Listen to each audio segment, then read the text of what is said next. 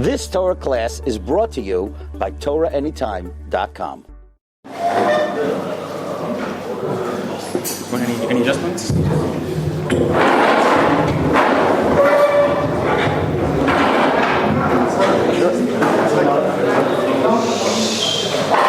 It's a tremendous honor to have been asked to speak this Motza'ei Shabbos. Together we fight. I don't normally speak on a Motza'ei Shabbos. I use generally Motza'ei Shabbos as a time, as hachonas, as preparations for the following week's shiurim. But when I heard that there's a group of bochrim that are interested to hear about inyanim that we're going to be speaking about Be'ez Hashem tonight, and who have previously worked on it, and they want to continue work on it, and machazik themselves in this wonderful inyan, so I said, how can I not be a part of this wonderful, wonderful Kiddush Hashem? So once again, it's a tremendous honor and a zchus to be here in this wonderful yeshiva, and particularly here at this wonderful gathering of Kiddush Hashem, to machazik ourselves in this wonderful, wonderful inyan.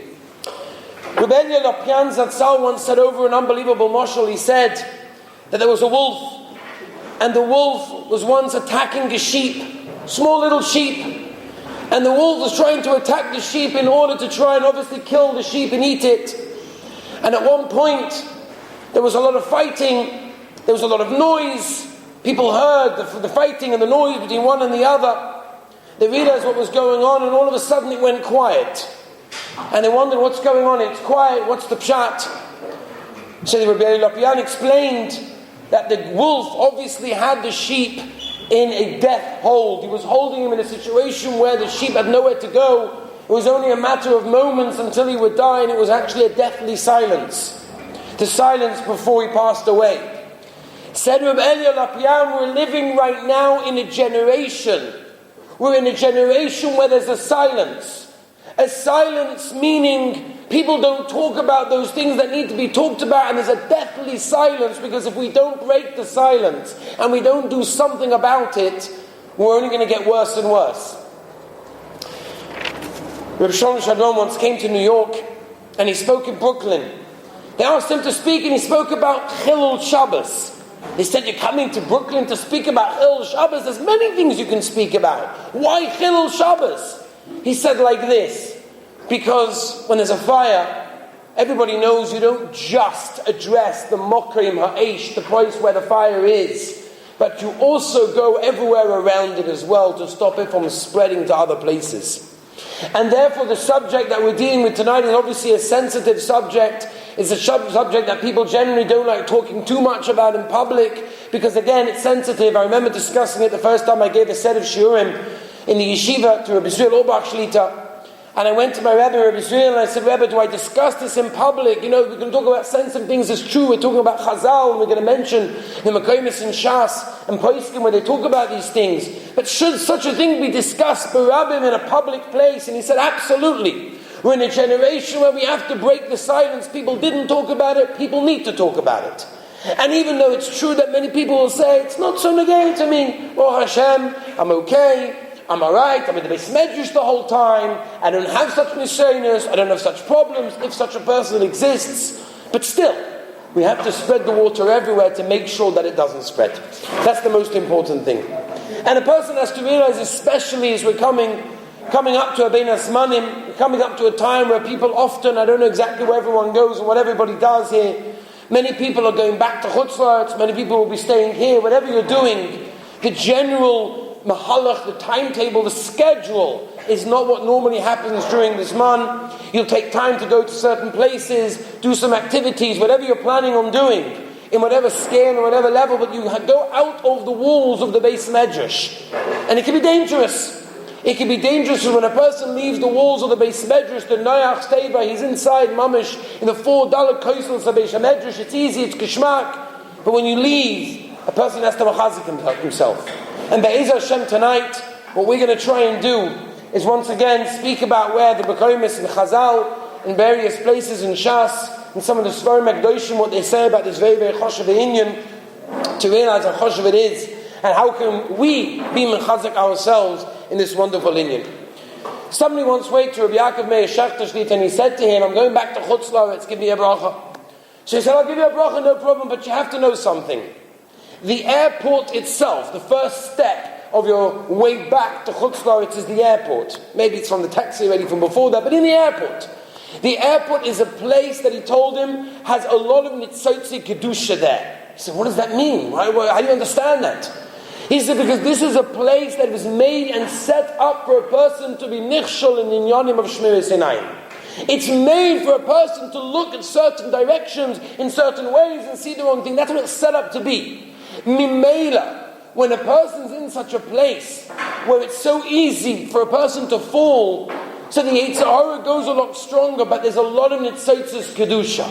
That means at that moment a person can have the opportunity, the very unique opportunity, to really gain a tremendous thing. And we'll speak about that Be'ez Hashem as an unbelievable Shem Mishmul.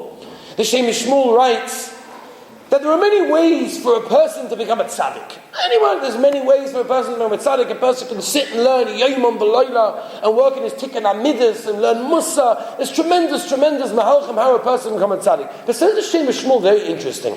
There's also another way, a quick version, a shortcut. What's the shortcut? How does a person become a tzaddik overnight? Right? It's kishmak. Everybody would want that secret to success. Right? A book would come out and say 10 easy steps to become the Gadol Hador. Great. I want to do it. Everyone's going to go out and buy that book. Right? 10 easy steps to become the Gadol Hador. Says the Shem Mishmul, there are very easy steps to become a tzaddik. How does that work?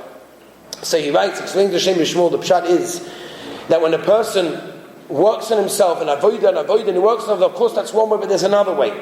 And he says that when a person is in a situation where he could be nichshol, when a person could look where he shouldn't look, when a person could go to where he shouldn't go, when a person could say that which he shouldn't say, and all these sorts of things, and he withholds himself from doing that. The power, to go against human nature and not do what's natural to do. When a person does that and he stops himself from doing that, says the Shem Mishmul, he becomes a tzaddik immediately. Because he has the opportunity to do a terrible avera, and he says no. Says the Shem Mishmul, you're a tzaddik. So we have over here an unbelievable mahalach. Right? We're all, Baruch Hashem, we're trying, Bnei Aliyah, we're all trying to work on ourselves to become better and better people. Says the Shem Mishmul, here it is. The opportunity has come for a person to realize how choshev it is for a person to guard his eyes. There's a Rambam in Hilchos Tshuva, where the Rambam writes like this. Says the Rambam, "Hamistakel ba'arayis malal daitu she'ein b'kach klum." It's the Rambam, Lashon Rambam in Hilchos Tshuva. When a person, for example, looks at something that he shouldn't look at, Rahman al-Islam, says the Rambam, the person thinks as if he didn't do anything. What did I do already? Right? I use this Lashon, but maybe whatever. It's like a museum. It's a museum. Right? Look but don't touch. It says in the museum everywhere. You're allowed to look but don't touch. The Rambam is saying a very similar thing. When it comes to arayas, people think, all right, look but don't touch. I didn't do any avera. What that chas v'shalom averas? I didn't do averas. I just looked. The Rambam is saying mufurish in Hilchos Tshuva, and he writes this as a way to tell us how careful a person has to be, because people don't even do tshuva on this. That's why it's one of the things that's ma'akiv is a tshuva, because nobody does tshuva on this, because I didn't do anything wrong. What did I do? I just looked. I was in the street, walking down, and I simply looked. I didn't do anything. So Lashon HaRambam, Rabbi said. I'm just telling you, Lashon HaRambam. She'ein b'kach klum. Lashon HaRambam. Look it up. In Halacha Dalet, in Hilchos Tshuva. Very simple. A person doesn't look at it as anything choshev. I didn't do anything. I just looked. And the Rambam says this is one of the things that a person generally doesn't do tshuva on, because again, he doesn't feel that it's something that he did in a terrible manner. And we see all over Shas. All over Shas. We see examples of how choshev this inyan is, and I want to give you a couple of examples. There's a Rabbeinu Yoina. Rabbeinu Yoina writes in Ovis, in Berekei, the Mishnah. The Mishnah says, if a person embarrasses his friend in public, everybody knows the famous Mishnah. A person embarrassed somebody, a person says something he shouldn't, everybody laughs on him and he's embarrassed and he turns white and he goes red and the whole face thing. That's pretty serious. Pretty serious. Here we are working our heads off, trying to steig away and trying to build the Olam Haba, and says the Mishnah Mefurish that a person embarrassed somebody else, that's it, it's over. Says Rabbeinu Yoina an unbelievable thing. Rabbeinu Yoina says that there's Avos and there's Toldos. Now we know in the Amates Melachos, there are Avos and Toldos, right? First Mishnah, everybody knows in the 7th parak in Shabbos we've got Avos and we've got the Toldos. The Avos are, so to speak, the primary ones, and the Toldos are the secondary ones, if you want to call them that. But we know the halacha is that both the Avos and both the Toldos, Yomachal Shabbos. There's no nafkamina. There might be a nafkamina legabe karbonos and everything else, but not legabe hilchas Shabbos. You machalel Shabbos, whether you did an av or whether you did a tolda. Says Rabbi Yoina, there's avos and there's toldos. Rabbi Yoina brings the big gimel averis chamuris, right? Avodah zara, shvichas damim, and gilui arayis. Says Rabbi Yoina, those three are the avos. Right, avodah zarah, shvichas damim, gilui arayis, those are the avos. Those, chas v'shalom, person yoreg bal yavo, that we know. But says Rabbi Yoina, there's also a tolda as well. And to each of them, there's a tolda to that av. What is the tolda? So, for example, shvichas damim, we know when you bury someone, the blood drains from his face as if you killed him, and that's the tolda. He brings us another one, maybe by avodah zarah. There's different examples. Obviously, each generation has their avodah zarah. Gilui arayis, what's the tolda? Says Rabbi Yoina, the tolda of Gilui arayis, hamastakel oledabe yahareg v'al yava. Famous Rabbi Yoina. Rabbi Yoina learns that just like Gilui arayis, in the literal sense, is something that a person, loyal diet, a person wouldn't even think of doing such a thing. No shaykhs to me. It doesn't belong to my category of thought. Says Rabbi Yoina, hold on a minute, because there's a tolda. And the tolda is exactly the same as the av. Just like on Shabbos explains Rabbi Yoina, the av and the tolda, both them are chayim. It's exactly the same thing when it comes over here as well. He brings a famous Gemara, everybody knows the Gemara in Sanhedrin, Dafayin Hey. The Gemara tells us over there a Maisa, which I'm not going to go into too much detail. You look up the Maisa yourself. The Gemara in Sanhedrin says as follows. There was a Maisa. A fellow saw a certain lady, and he felt some feeling towards her, but he felt it so bad, the Gemara tells us he became sick. He became sick that he had to be with her. He didn't know what to do. So he went to his rabbi, and before a doctor told him, it's mamash b'koach nefesh, you have to go, otherwise who knows what's going to happen to you, you're sick, you're going to get terrible, you have to go live with her, otherwise who knows what's going to happen. He went to his rabbi, and he said, Rabbi, I just have a very, very small shaila just to ask you if you don't mind. I have these people that call up, and say, Rabbi, have you got just like half a minute, a small shaila? And they go with this crazy shaila, which is like, oh my gosh, how can you do that? So imagine this guy just came to his rabbi and said, Rabbi, I just have a small shaila. There's a lady which I have a lot of feelings. Can I live together with her? You're crazy. You're awesome. Went back to his doctor. The doctor said, listen, it's b'koach nefesh, you have to, otherwise I know what's going to happen to you. You're going to be sick, whatever. He said, but my rabbi doesn't let. What should I do? So he goes. So the doctor says, all right, beseda. Maybe say, ask, for example, your rabbi, if you're able to be there. Again, I'm going to quote you with the Gemara. If you're able to be there, she's going to be there without any clothes on. You're allowed to be there watching her. So he went back to his rabbi and he said, Rabbi, am I allowed or not? And the rabbi said, chas v'shalom, Yahog bal yava, not allowed. And eventually he got to Madriga, he said, all right, let there be a wall in between you two, and you'll speak to one another, and hopefully that will pacify your feelings towards her. And the rabbi told him, chas v'shalom, Yahog bal yava. Rabbi Yoina brings the Gemara. The Gemara is telling us something very, very choshev. People think, big deal. I looked, I didn't look. I was matzliach, I wasn't matzliach. Does it really make a difference? Of course, it's choshev, chas v'shalom, avada, maminim, avada, we believe it's choshev. But does it really make that much of a difference? Here, Rabbi Yoina is telling us yes. Because the same way a person wouldn't chas v'shalom, a person wouldn't think of being with somebody else in a physical way, says Rabbi Yoina, a person can be mezana with his eyes, has the same effect, and as we'll speak about as well, it makes a connection. It's very interesting. The eye is brought down. All the Sforim HaKadoshim tell us that the eye is the thinnest mechitza from the outside world to our neshama. So the way that a person can penetrate his neshama in a real way, in the quickest way, is with his eyes. A person can look at something, little does he realize the everlasting effects of this look can last for years. I'm going to give you an example. There's a famous Gemara in Avodah Zarah. The Gemara says that when a person is a chayla, when a person is sick, so there's a malach hamovis, and the malach hamovis stands over him, and the Gemara tells us the malach hamovis is molei einayim, full of eyes. What does that mean? So some Sefer brings in Shuvas, he brings his Rebbe, Reb Nosson Adler. Nach some Sefer quotes his Rabbi Nasanala to explain Pshat in the Gemara and Avodah Zorah as follows. When a person looks at something that he should not be looking at, when a person walks on the street, when a person goes to a place and he sees something, and again I'm not discussing obviously when he walks on the street you're happy to see something, I'm talking about Bekavana, Behistaklos, looking. That looking creates an eye in the Malach HaMoves. The eye never goes away unless you do tshuva. And when a person is sick, when a person is in a situation, Rahman al-Islam, when he's about to die, he sees all this monster on top of him with thousands, maybe hundreds of thousands, maybe 10, depending on the person, of eyes that's on him. It says, some Sefer quotes as Rabbi Nassim Adler to say that a person shakes from it. To see all those eyes that he created in the Malach HaMoves just by a simple looking at something that he shouldn't have been looking at. And it makes the connection even deeper. There's a Gemara in Kedushin. The Gemara in Kedushin, Daf Pei and Aleph, tells us about one of the Tanoim. They used to laugh at people that did Averis. People that did these sorts of Averis. They used to laugh as a big deal. What are you people doing these Averis? Come on, it's so easy. Stay in the Beis Medrash, everything will be fine. They used to laugh at over Averis. I should take the Gemara in Kedushin, Daf Pei.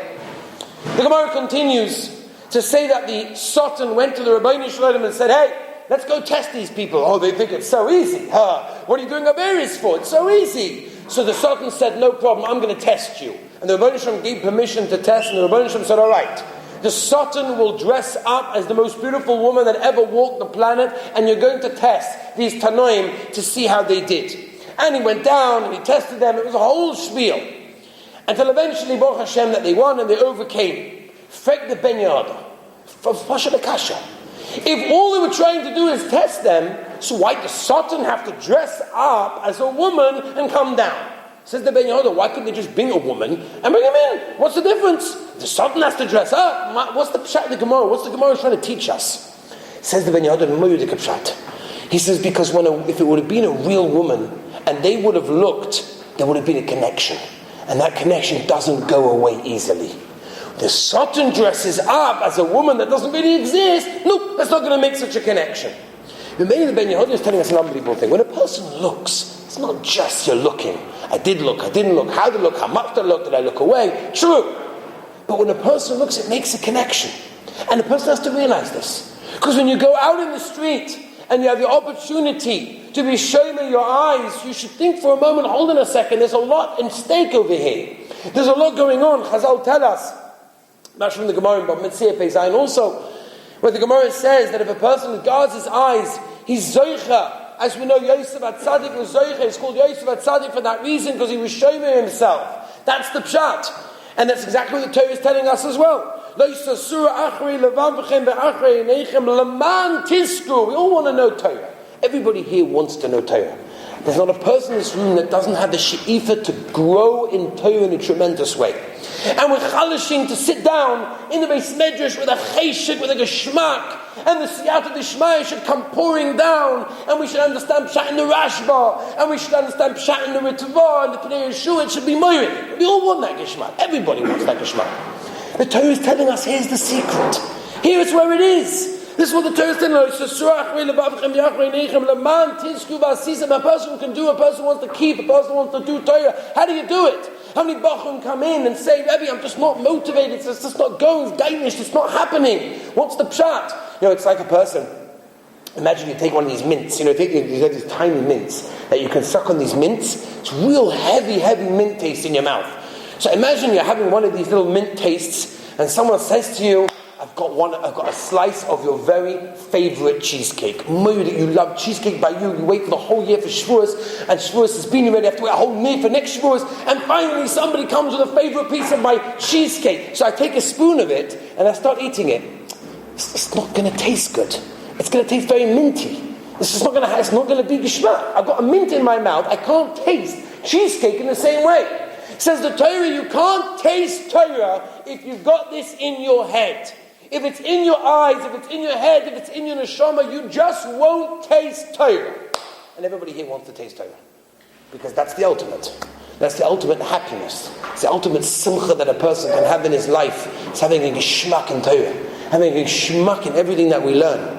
And siyat dishma, and everything comes pouring in. When a person realizes, get out the mint out of your mouth. Don't do it. Don't put it to yourself, because you won't have the same beautiful taste of Torah that you would have had otherwise. And if you go into the depths of a person that really wants to look, just take for a moment, right? Again, Baruch Hashem, it's not negated to anybody here, but just for a moment, just to think, why does a person look? Why is it?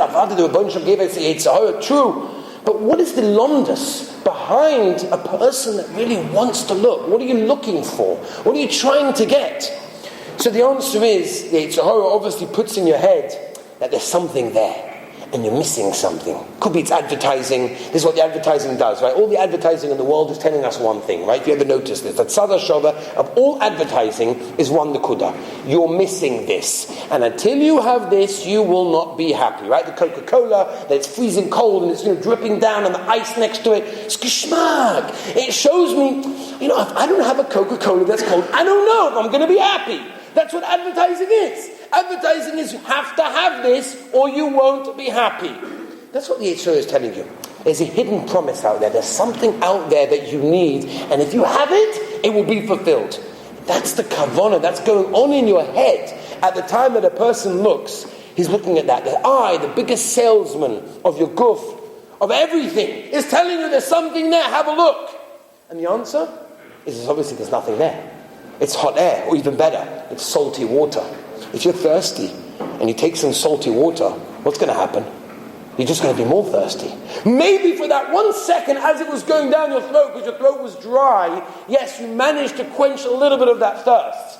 But at the end of it, you're just more thirsty. So when a person looks, not only does he realize, and he's upset with himself, that there's nothing there. What was I doing this for? I didn't get anything. The Yetzer Hara says to me, it's all out there. Off you go. It's going to be there. It's going to promise you it will be great. You look, there's nothing there. It's an empty feeling. And it's a salty water that just keeps wanting to be quenched. And it never is quenched. And a person has to realize that.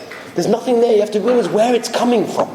It's coming from the Yetzer Hara. It's coming from these things. And the Gedolim understood this. The Gedolim understood what it means to walk on the street and not have any shaykhs to looking in the mirror.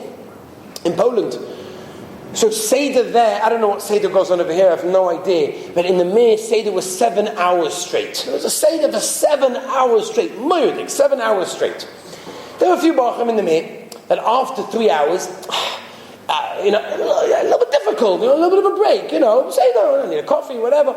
So off they go back to their dorm, they go back home after 3 hours of learning. Obviously with the intention of coming back, of course, but just a couple of minutes break. And as they're walking down the road, they see the towering figure of the Mashgiach, Rabbi Yerucham. Now, you see the Mashgiach walking there and you're walking in the wrong direction.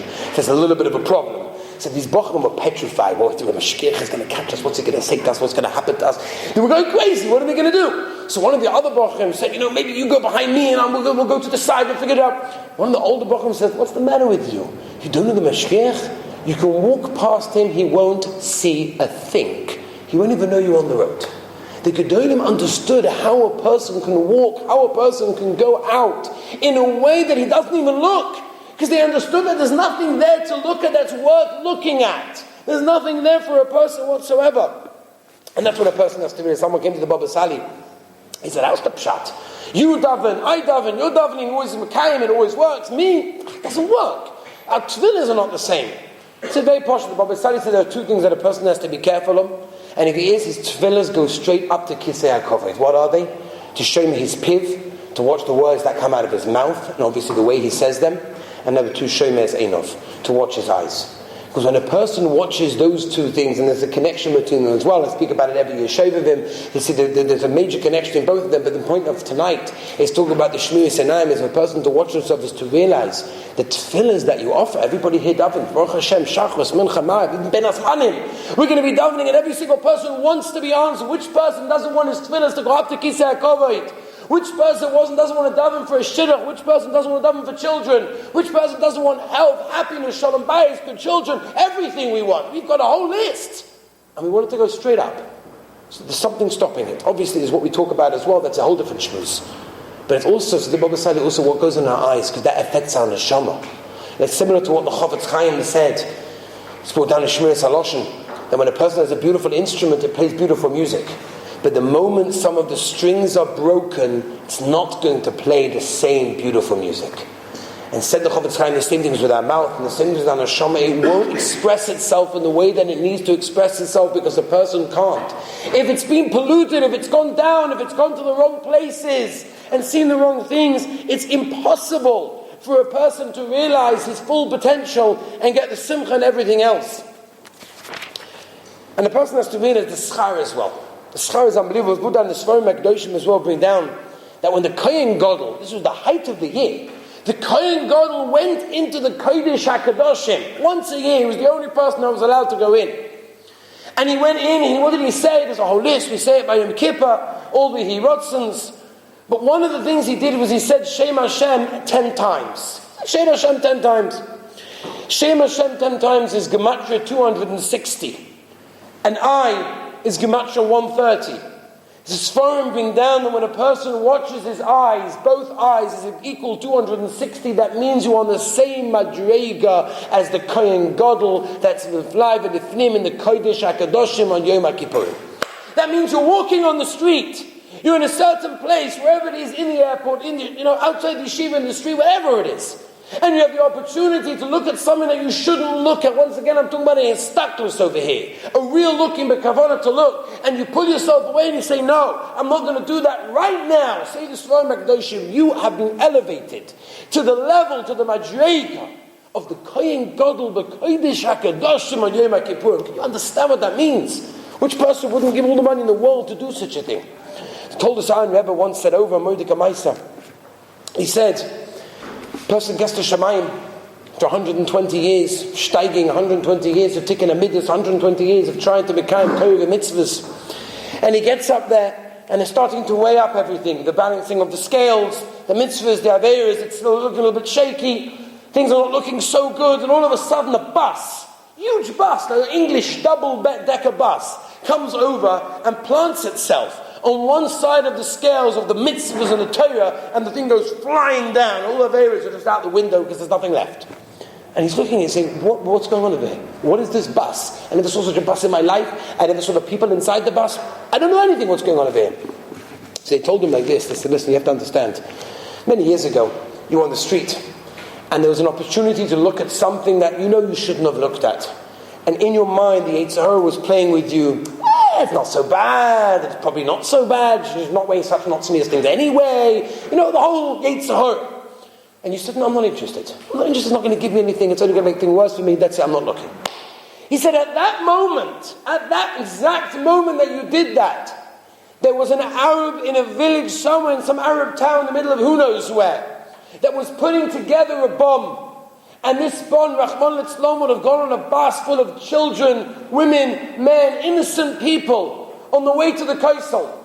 And he said, at that moment that you looked away, in that Arab village, the bomb blew up in the Arab's face and wasn't able to kill all those people and all those men, women, and children. Because a person doesn't realize not only is the benefit for himself, and I'm not discussing right now for the future of your life in marriage and everything else where it's even more so, but what you've done in the world by not looking, by being careful of what you're doing, a person has to realize what he's actually accomplishing in the world. It's an unbelievable thing. The Koshin Tzemagid once said over a beautiful mashal, and we have to end, and he said the mashal is, there was a famous carpenter, and he built the most beautiful piece of wood for jewelry, or for silver pieces, for svarim, whatever. Beautiful, beautiful, unique piece. And he builds this piece, and eventually it goes on sale in the auctions, and it sells for an absolute fortune. And some rich guy buys it, and he puts his few diamonds and pieces of silver there, and it's gorgeous in his house. Until the wheels turn, and one day this fellow eventually loses his money. He has to get rid of this very piece of furniture which costs a lot of money. He sells it to him, that person sells it to somebody else, that person sells it to somebody else, and eventually it goes to a person that fixes shoes. Because it was so bashed and torn and horrible looking, the only person that would buy it is a person that needed it for his shop, to put his shoelaces in, and the spare paint, and the spare all sorts of polishes for the shoes, and he sticks it over there. And this wonderful person that built it originally years ago was walking in Vienna, and he's walking around, and he says, so all of a sudden his shoelace snaps. He says, where can I go change my shoes? How can I fix it? They said, oh, go down that road. There's someone over there, it's a famous guy, he fixes all shoes. So great, so he goes over there, and he sees as he walks closer and closer, familiar sight. And he sees, he says, wow, that's the cupboard that I built. It was gorgeous. It was beautiful in its prime time. When I first built it, the wood was unbelievable. It was exquisitely done with the whole mahalach and the whole, it was gorgeous. And look at it now. It's all bent and it's all smashed and it's all bashed up here and bashed up there. This isn't the same thing. It says the Kashrus and Magid. It's the same thing as our neshama. The Rebbeinu Shalom put our neshama in this world. A beautiful neshama. Came from Kisei HaKoved, came from a higher world, and it comes down into this world. What do you do with it? What are you going to do with this neshama? Is it after 120 years going to look a little bit bashed, a little bit pushed this way, a little bit cracked over there, a little bit bruised over there? Is that how it's going to look? Or is it going to look polished and beautiful the way that it was originally given to you? The choice obviously is yours. And the person has to realize this. Because, for example, if you take a 200 shekel bill, or $100 bill, or whatever it is, and you take it and you crunch it up. Crunch up a 200 shekel bill, a $100 bill, just take the whole thing and crunch it up. Does it make a difference to anybody if it's crunched or if it's not crunched? I think if I would offer anybody over here, say, here, I have a 200 shekel bill, I'm going to just a second, crunch it. Does anybody still want it? I can imagine everybody will say, I've got no problem whatsoever. It doesn't make a difference to me if it looks like this, if it looks like this, I don't care. So I say, oh really? So I'll put it on the floor, and I'm going to smash it a little bit with my feet, my shoes are a bit muddy, it's not going to look so good. Anybody still want it? I can imagine everybody's going to say, I still want it, because it's still got its intrinsic value. And that's something that we have to realize as well. Something we have to realize is it's true the Rebbeinu Shalom gave us our neshama, He gave us our guf, He gave us everything, and we bash it around every so often. But we have to realize the potential is still there. The beautiful neshama that the Rebbeinu Shalom gave us is still within us. Yes, sometimes we may fall. Yes, sometimes it won't always work out the way we want it to work out. But still, the neshama is beautiful and it has that potential. Let me just finish with two last things. They bring a mashal of, not a mashal actually, it was a maisa in the Rebbe Reb Zusha's yeshiva, where one of the Bachrim got a letter addressed to him to say Rahman Islam, his mother was nifta. So when he heard the news, he became so weak that he fainted on the floor, and the Talmidim was scared for his life. They went over to the Rosh Yeshiva Reb Zusha. They said, Rebbe, what do we do with him? He said, it was a mistake. Push a mistake. Tell him his mother is alive and well, everything's fine. They didn't question the Rebbe. The Rebbe said it, and then finally went into the Bacha, told him, I hope it was a mistake, don't worry about it. Your mother's absolutely fine. And he recovered, and Baruch Hashem, he was fine. 2 months later, he gets another letter with exactly the same words on it, saying your mother was nifta. And the second time he says, off you go. Go travel to your mother's home. You've got to sit shiva. He said, how do you know? You're a Novi? The first time you said it's not true. This time, what happened? He said, the first time I saw that he didn't have the koiches to deal with it. The Rabbeinu Shalom does not give an assignment for a person without giving him the koiches to be able to cope with it. And therefore when I saw he wasn't able to cope with it, it can't be true. And Taka, a few weeks after that, a letter came to say it was wrong. The second time he had the koiches to deal with it, I realized the Rabbeinu Shalom is true. There's a Gemara in Baba Kama. The Gemara tells us that if a person falls down, he slips and he's on the floor and there's someone behind him that falls on him and breaks the jug, right? Famous Gemara. Who has to pay? Who has to pay? The first person that was on the floor, or the one that fell over him and tripped and hurt the jug? Who has to pay? So the Gemara says the first one. Why? Because he should have got up and he didn't get up. First person, the second person fell on the first person. What's he meant to do? But the first one, he fell. Okay, so after you fall, you get up. That's the aside. I've been asked many, many times over the years of giving these shiurim in different places, different times, whatever. People often ask, tell me, what do I do? It happens sometimes. And we're mechazik ourselves. And Baruch Hashem, we're here tonight to do that. But sometimes it happens. What do we do? The first step to do is get right back up. Because if you don't get up, you'll be chayiv. The first thing a person has to do, if something does happen, be mechazik yourself. Your neshama is still that beautiful neshama that the Rebbeinu Shalom gave you. Everything is still there. The value is still there. The value of a 200 shekel bill is still 200 shekel, even if it's dirty. The value of our neshama is still the same neshama, even if, yes, it gets a bit dirty. But get back up. Continue to be mechazik yourself. Realize the chashivas of how this can affect your life and the future of your life and future generations of your life as well. And Be'ez Hashem, with the siyata d'shmaya that we have of being mechazik ourselves in this chosh of the inyan, the Rebbeinu Shalom will give us all siyata d'shmaya that the Yehit Torah will go away this inyan. Gitvach. And I wish Allah tzlocha rabba to everybody over here, and together, Be'ez Hashem, to mechazik ourselves in Israel. You've just experienced another Torah class brought to you by TorahAnytime.com.